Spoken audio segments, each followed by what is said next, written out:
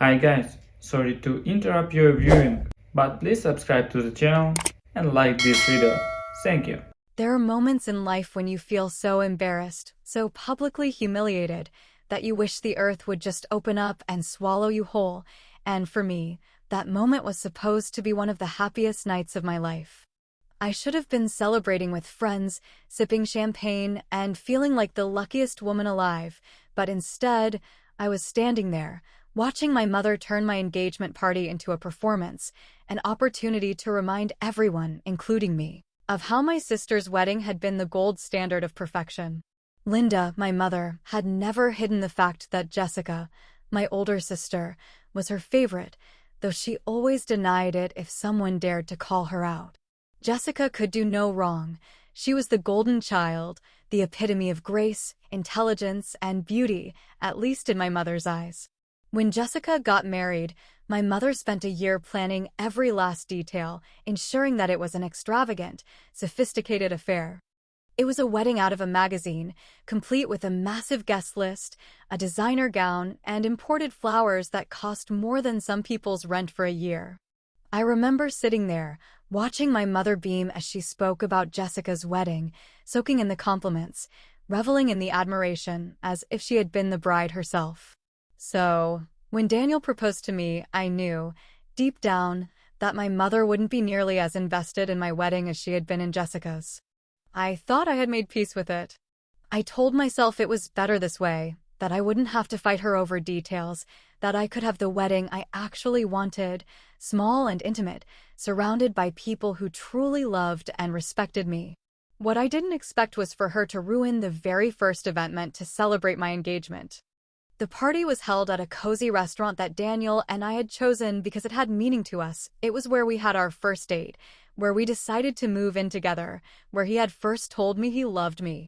We had rented out the entire back patio, strung up warm lights, and set up a menu of our favorite dishes. It was intimate, romantic, and personal, exactly what we wanted. But of course, that wasn't good enough for Linda. She arrived late, already annoyed, already judging. She walked in wearing a shimmering gown, overdressed as if she were attending a gala, her expression carefully crafted into one of barely concealed disappointment. She kissed my cheek, gave Daniel an obligatory greeting, and then immediately started making small talk with the guests, her voice just loud enough for everyone to hear. "Oh, this is cute," she said, her lips pressing together in that tight-lipped smile she always wore when she was forcing herself to be polite. Jessica's engagement party had such an elegant setup, didn't it? So classy. I felt the sting of her words, but I let it go. I had gotten good at letting things go when it came to my mother. But she wasn't done. As the night went on, she continued with little digs, subtle jabs disguised as innocent comments. She compared the food to the lavish catering at Jessica's party, noted how intimate this was in a way that made it clear she meant small, and even made a remark about how she hoped my actual wedding would have more of a wow factor.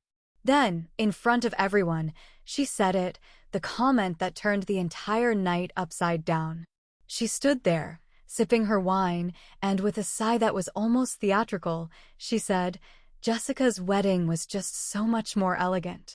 The words hung in the air, cutting through the laughter and conversation like a knife. My face burned, my stomach twisted, and I opened my mouth to respond. But before I could say a single word, Daniel, who had been listening quietly all night, finally spoke. He didn't raise his voice, didn't look angry, didn't even break his polite smile. He simply said, "Good thing we're not inviting anyone who doesn't appreciate us." The laughter that followed was immediate, sharp, and loud enough that my mother's face twitched. It wasn't the kind of laughter that came from amusement. It was the kind of laughter that comes when someone has just been called out so perfectly that there's no possible comeback. My mother let out a small, startled chuckle, still believing, in that moment, that Daniel was joking. But then she saw his face. He wasn't joking. He was dead serious. Her smile faltered. "You're kidding," she said, her voice still light, still trying to play along, trying to regain control of the situation. "You're not seriously saying?" Daniel didn't even blink. Why would we invite someone who doesn't respect us? The room had gone silent, all eyes flicking between my mother and Daniel. I could see my sister, Jessica, tightening her grip on her champagne glass, looking just as stunned as my mother. I could see my father, who had spent his entire life trying to keep the peace, shifting uncomfortably in his seat, unsure of whether to step in. My mother let out a strained laugh. "Oh, come on," she said, waving a dismissive hand. "I was just making an observation. You're not actually saying you wouldn't invite your own mother to your wedding." Daniel turned to me then, and for the first time that night, I saw something shift in his expression. He wasn't just standing up for me, he was waiting for me to stand up for myself. I swallowed hard, my hands curling into fists at my sides. I looked at my mother, at her expectant, slightly irritated expression, and something inside me snapped. "I don't know," I said, my voice quiet but firm. "Why should I?" The color drained from her face. She opened her mouth to speak, but for the first time in my life, I wasn't interested in what she had to say. I wasn't going to fight for her approval. I wasn't going to beg for her kindness. She had spent my entire life reminding me that I would never be as good as Jessica. Maybe it was time she learned that I was perfectly fine without her. My mother's face was still frozen in shock, her lips slightly parted, but I didn't wait for her response. I turned away, reaching for Daniel's hand, feeling a weight I hadn't even realized I was carrying start to lift. The night wasn't ruined. Not for me. If anything, it had just become the moment I finally started living on my own terms. But if I thought my mother was just going to accept that, I was wrong. Because the next day, she did something even worse. The moment the last guest left the engagement party, my mother stormed toward me with that familiar look of barely contained rage, her heels clicking against the floor with each aggressive step she took, her voice sharp enough to cut glass as she hissed, "You're really not inviting me? Your own mother?" She was standing so close I could smell the expensive perfume she always doused herself in, the same scent she wore to Jessica's wedding, as if that memory needed to be any fresher in my mind.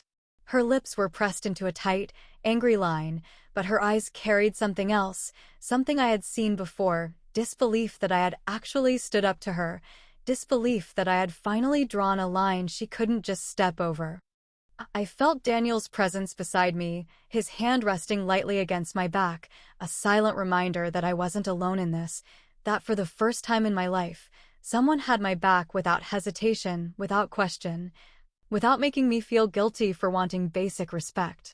I took a slow breath, refusing to let her bait me into an argument that would only go in circles, refusing to let her manipulate me into apologizing for something I wasn't sorry for. "If you can't respect me, you don't need to be there," I said, my voice calmer than I expected, steady in a way that felt foreign but good, like a muscle I hadn't used in years, finally waking up.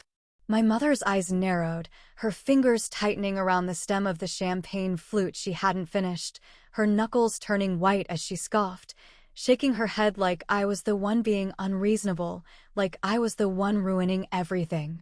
"Unbelievable," she muttered under her breath before turning to Jessica, who had been watching from a few feet away with her usual air of condescending amusement, sipping her drink as if my mother and I were two actresses performing a scene for her entertainment. Jessica arched a perfectly sculpted brow before sighing dramatically, her voice dripping with exasperation as she rolled her eyes. "You're overreacting," she said, her tone making it clear she found the whole situation ridiculous, her amusement barely concealed behind a smirk. Mom's just being mom. She didn't mean anything by it. That was the difference between Jessica and me. She had never needed to fight for my mother's approval because she had always had it, had always been showered in it, had always been held up as the example of everything I supposedly failed to be. She could afford to be indifferent because she had never once experienced what it felt like to be treated as an afterthought, to be compared to someone else over and over until you started wondering if you'd ever be enough. I turned to Daniel, who was still watching silently, waiting for me to decide how to handle this, waiting to follow my lead rather than jumping in to speak for me, and something about that small act, his patience, his respect, his quiet belief in me, gave me the final push I needed. "I'm done," I said simply, more to myself than to them, but my mother's sharp intake of breath told me she had heard every word loud and clear. I didn't wait for a response, didn't stick around to listen to whatever guilt trip she had been preparing in the back of her mind, didn't let Jessica's dismissive snort chip away at my resolve. Daniel and I left the party that night feeling lighter than we should have, considering the situation, but I knew better than to believe it was over, knew better than to think my mother would just let it go.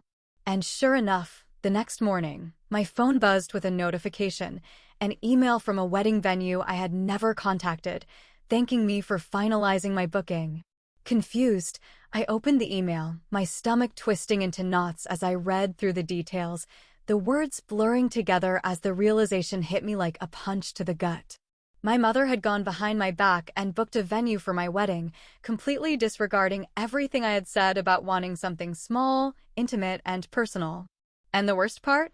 My name was on the contract. If I wanted to back out, I would owe thousands. I could feel my pulse pounding in my ears as I handed my phone to Daniel, my fingers trembling with a mixture of rage and disbelief, my throat tightening as the full weight of what she had done settled over me. "She actually did it," I whispered, my voice barely audible, my hands curling into fists as I struggled to keep my emotions in check. Daniel read the email in silence, his jaw tightening as his eyes flicked back up to meet mine, his expression darkening in a way I had never seen before. "She thinks she can control this," he said slowly, his voice calm but laced with something cold, something dangerous, something that sent a shiver down my spine in the best possible way. "She thinks she can control you." I swallowed hard, my mind racing with the implications, with the sheer audacity of what my mother had done, with the knowledge that she had always believed she could make my decisions for me, that she could steamroll over my boundaries and get away with it. But not this time. Because if she thought I was going to let this go, if she thought I was just going to roll over and accept it, if she thought she had won, she was about to find out exactly how wrong she was. I stood outside my mother's house, my hands clenched into fists at my sides, my breath coming in slow, deliberate inhales as I forced myself to stay calm, to not let the overwhelming rage bubbling inside me take over before I even stepped through the door. The betrayal sat heavy in my chest, a suffocating weight pressing down on me as I replayed the email in my mind. The casual way the venue had thanked me for my booking, as if I had actually agreed to any of this. As if I had been the one to sign away thousands of dollars for a wedding that was nothing like what I wanted. When I finally stepped inside, my mother was already waiting for me in the living room, her posture relaxed, a glass of wine in her perfectly manicured hand, her lips curving into that smug, knowing smile that sent a fresh wave of anger coursing through my veins. Before I could even open my mouth, she sighed dramatically, as if she were already exhausted by a conversation that hadn't even started yet, as if I were being ridiculous for daring to be upset about what she had done. "Oh, sweetheart," she said, her tone dripping with false sympathy, her eyes twinkling with satisfaction. "I know you're probably feeling a little overwhelmed right now, but trust me, you'll thank me later. This is how a wedding should be." My nails dug into my palms as I forced myself to remain still, to not immediately lash out the way I so desperately wanted to not give her the satisfaction of seeing me lose control.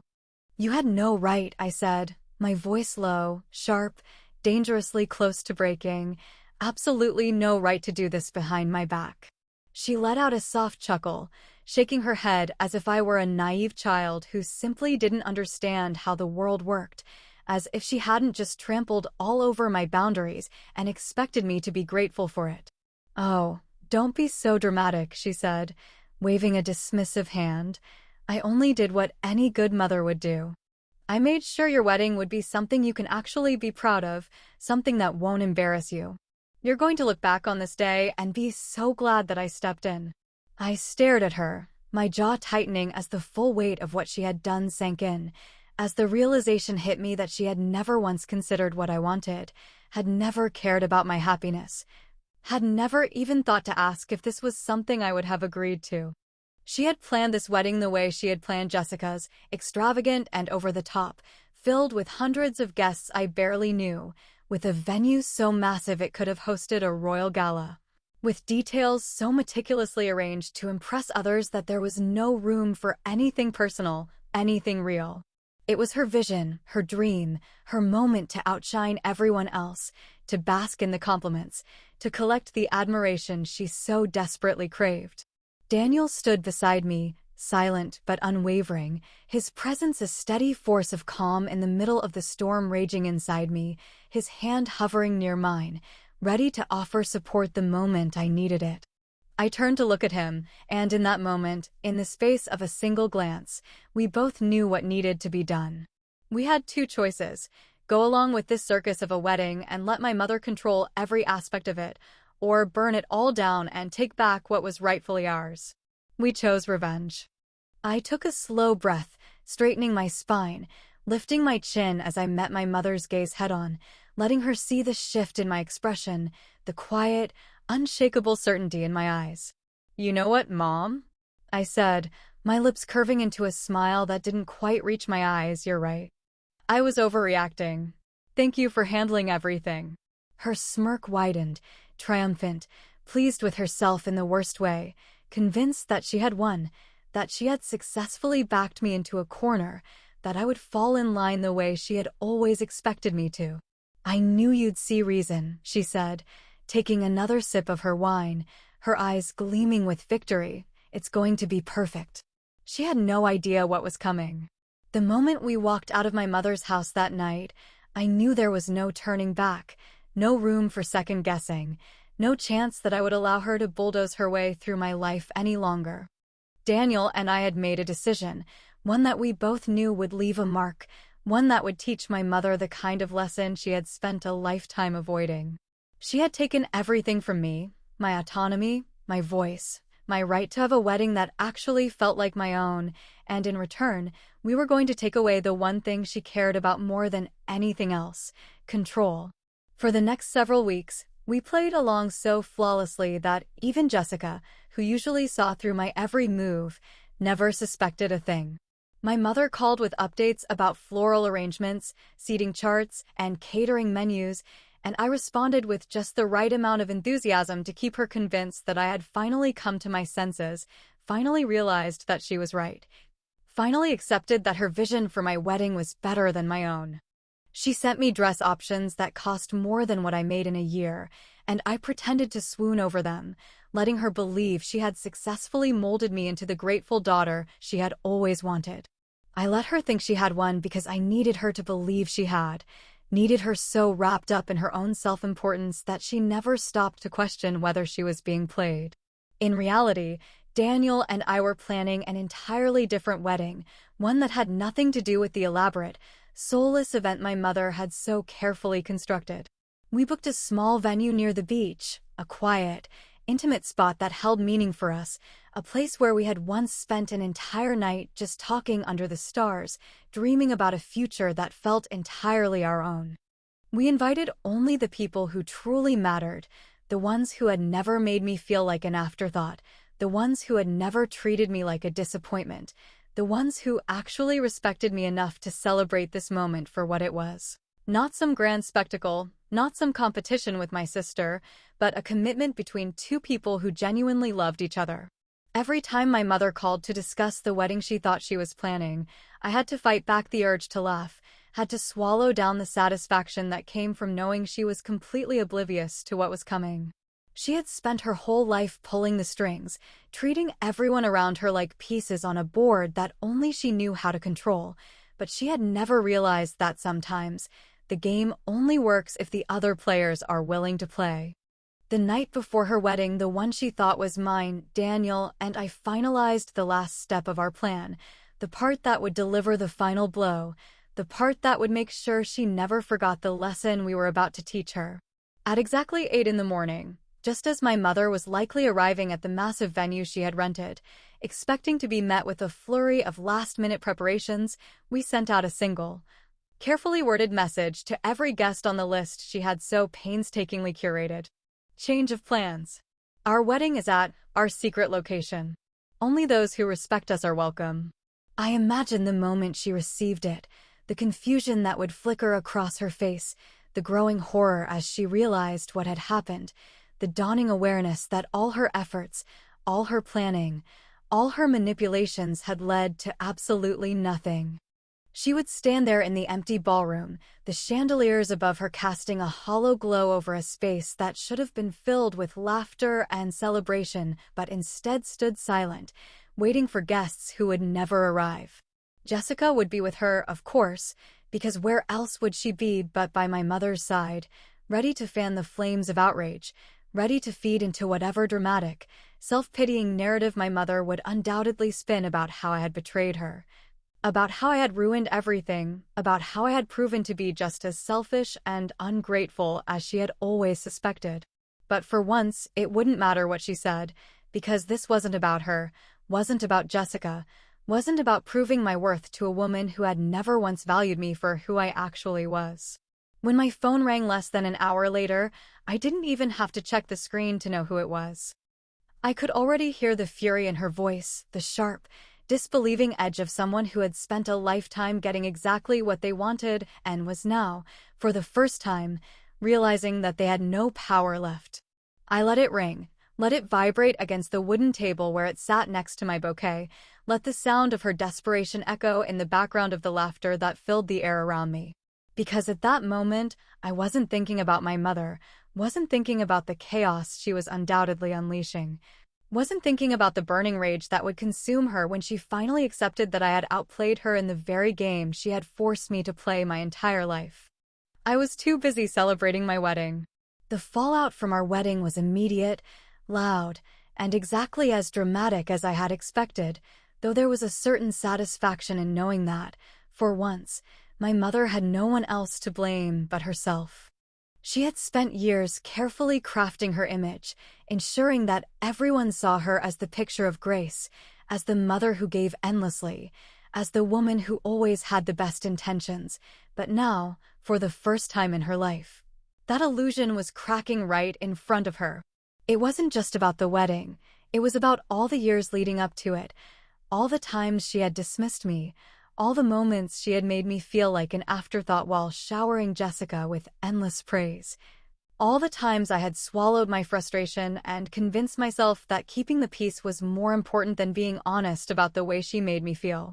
The phone calls started almost immediately, one after another, as my mother did everything in her power to spin the story in her favor, reaching out to every relative she could think of, playing the victim with an expertise that only someone like her could manage. She sobbed into the phone, telling people that I had ruined the most important day of her life, that I had embarrassed her in front of everyone she knew, that I had taken her generosity and thrown it back in her face in the most humiliating way possible. She told them that after everything she had done for me, after all the sacrifices she had made, after all the love she had shown me, this was how I repaid her. She painted herself as the heartbroken mother who had only wanted the best for her daughter, the woman who had gone above and beyond to make sure my wedding was something truly special, only to be blindsided by my cruelty and ungratefulness. But something unexpected happened, something she had never anticipated, something that, deep down, I don't think she had ever truly believed was possible. No one believed her.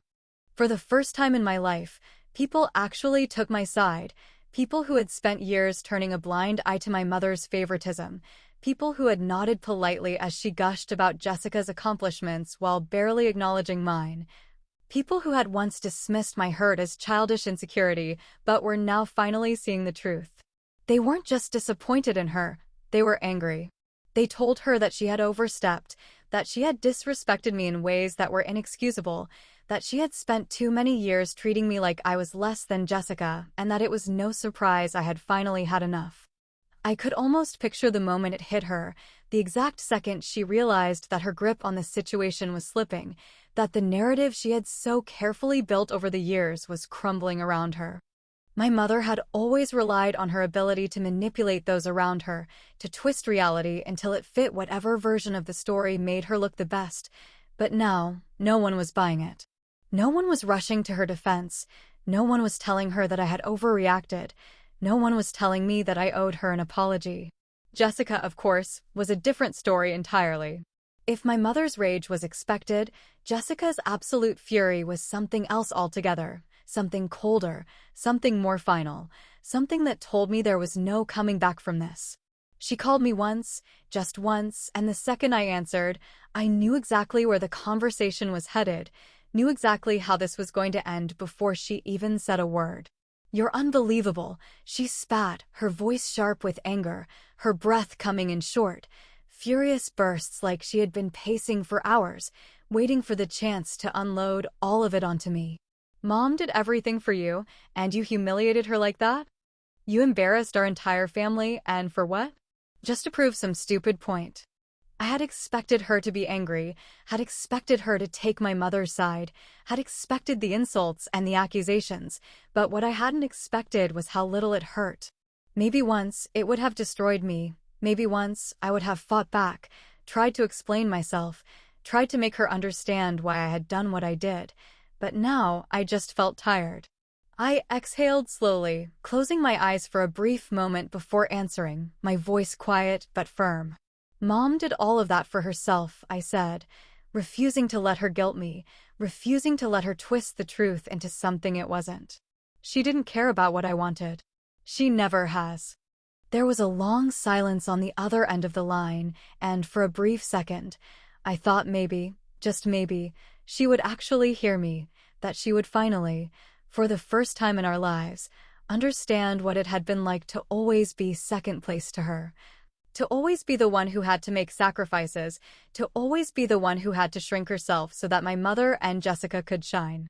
But then she let out a short, bitter laugh, and I knew that wasn't going to happen. "We're done," she said, her voice cold, distant, final. "Don't ever call me again." The line went dead before I could say anything else, but I didn't try calling her back, didn't try fixing something that had never really been whole to begin with. I stared at my phone for a few seconds before setting it down, exhaling slowly as the weight of it all settled into my chest. I had lost them both, but in a way I had never really had them to begin with, had never really been a part of their world in the way they had been part of each other's. Maybe it should have hurt more.